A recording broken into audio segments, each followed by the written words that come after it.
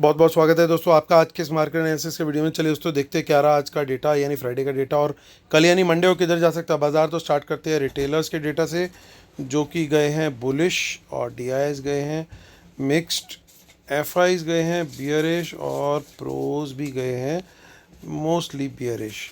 तो ये था बाई सेल का डेटा पार्टिसिपेंट वाइज। इसी डेटा को सेग्रीगेट करके देखेंगे यहाँ पे हम इंस्ट्रूमेंट वाइज, यानी पहले index future, index call, index put, stock future and so on. आज की बाइंग सेलिंग दिखेगी इस कॉलम में, एक दिन पहले की टोटल पोजीशन दिखेगी इस कॉलम में, इन दोनों को एडजस्ट करके नेट टोटल पोजीशन क्या कैरी फॉरवर्ड हुई वो दिखेगी इस कॉलम में। ये सब बैंक निफ्टी, फिन निफ्टी और मिड कैप निफ्टी मिक्स है। नंबर ऑफ लॉट है, नंबर ऑफ कॉन्ट्रैक्ट दिए हुए हैं।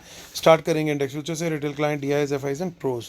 4300 लॉट की बाइंग आई है रिटेलर्स की, 1,24,000 लॉट ओवरऑल लॉन्ग है। 4500 लॉट की बाइंग आई है डीआईएस की, 41,000 लॉट ओवरऑल लॉन्ग है। 9,000 लॉट की वंस अगेन सेलिंग आई है एफआईज की, 1,82,000 लॉट शॉर्ट है। 500 लॉट की बाइंग आई है प्रोज की, 17,000 लॉट लॉन्ग है। इंडेक्स कॉल का डेटा देखें तो 92,000 लॉट की बाइंग आई है, 1,59,000 लॉट लॉन्ग है। 12,000 लॉट की बाइंग आई है डीआईएस की, 12,070 लॉट्स लॉन्ग है। 45,000 लॉट की सेलिंग आई है एफआईज की, 90,000 लॉट शॉर्ट है। 58,000 लॉट की सेलिंग आई है प्रोज की, 80,000 लॉट शॉर्ट है।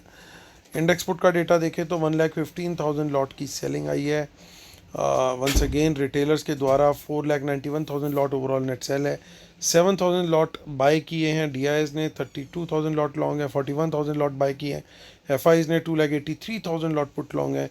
67,000 लॉट पुट बाय करी है प्रोज ने, 1,76,000 लॉट ओवरऑल लॉन्ग है इंडेक्स पुट में। स्टॉक फ्यूचर से भी ख़राब खबर आती हुई, क्योंकि 40,000 लॉट की सेलिंग एफआईज की, 12,60,000 लॉट नेट इनके अब लॉन्ग बचे हैं।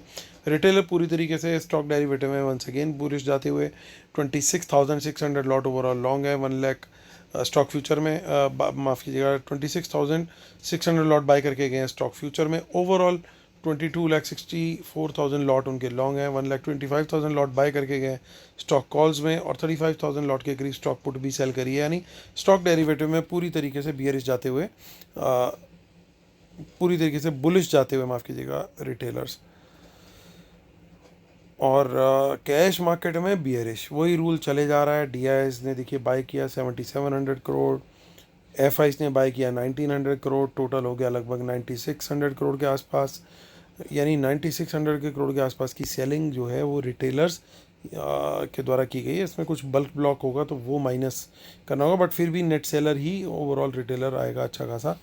अब आते हैं 14 अगस्त की एक्सपायरी हम लोग चेक करेंगे। 246,363 पर हम लोग हैं। तो काफ़ी वीक क्लोजिंग हुई दोस्तों, और फ्री टेलीग्राम चैनल पे भी हमने लगातार सपोर्ट आपको प्रोवाइड किया था और बड़ा साफ बताया था कि पहले 1 घंटे का हमें थोड़ा सा ज़्यादा वॉचफुल रखना है और स्टार्टिंग प्राइस एक्शन कहाँ जा रहा है वो देखना है। तो वो पूरा का पूरा दिन जो है वो पूरा वीक गया, और फ्री टेलीग्राम पे हमने अपडेट्स भी शेयर करी थी। उम्मीद करता हूँ आप लोगों को वहाँ पे बेनिफिट मिला होगा। डेटा गया है बियरिश, तो अगर हमें तेज़ी का ट्रेड लेना भी होगा तो कम से कम 15 मिनट की बुलिश कैंडल बने 24,400 के ऊपर, तो उसके हाई ब्रेक पे बहुत कम क्वांटिटी में तेज़ी का ट्रेड लेंगे।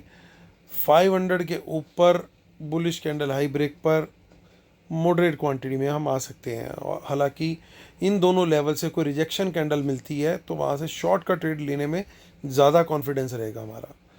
चलिए अब शॉर्ट का ट्रेड की और बात कर लेते हैं। 300 के नीचे और 200 के नीचे, दोनों लेवल के नीचे हम शॉर्ट का ट्रेड पकड़ेंगे। अगली सपोर्ट जो है वो 24,200 और 300 जोन है, और अगर वो गए क्लोजिंग बेसिस पे तो फिर गेम और ख़राब होता हुआ दिखेगा। फिर 23,900 की हमें तैयारी करनी पड़ेगी आने वाले दिनों में। पोजिशनल व्यू मैं ये आप लोगों के साथ शेयर कर रहा हूँ। 21 अगस्त की भी एक्सपायरी चेक कर लेते हैं। कुछ इन द मनी पुट्स यहाँ पे दिख रही हैं, लगातार इन लोगों ने कुछ ना कुछ in the money puts add करी हैं। यहाँ पे भी मंथली में भी सेम हाल है। चलते हैं बैंक निफ्टी की तरफ।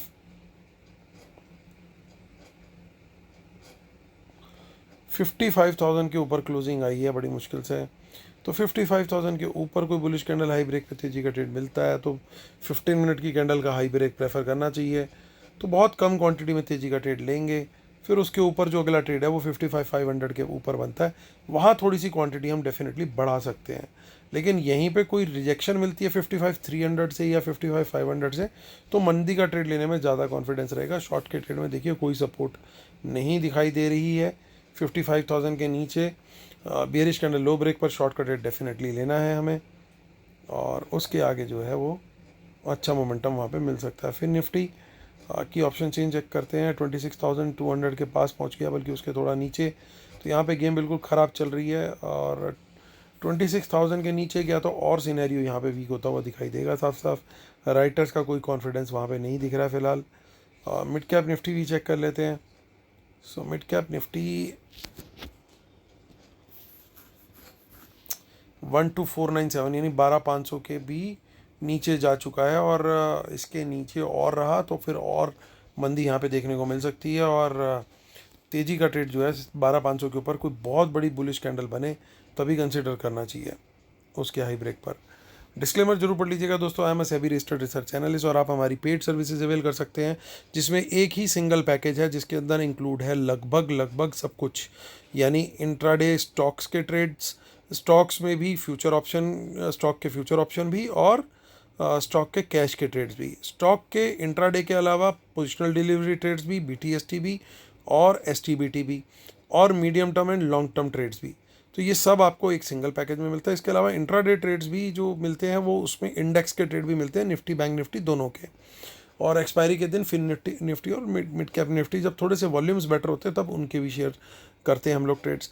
और इसके अलावा लर्निंग के लिहाज से लाइव चार्ट्स भी शेयर किए जाते हैं ताकि आप लोग सीख भी सकें कंटिन्यूस बेसिस पे। डेटा रीडिंग भी पूरे दिन शेयर की जाती है, मेनली लास्ट में ज़रूर शेयर करते हैं कि डेटा किस तरीके का जा रहा है अगले दिन के लिए, ताकि आप BTST और STBT डिसाइड कर सकें।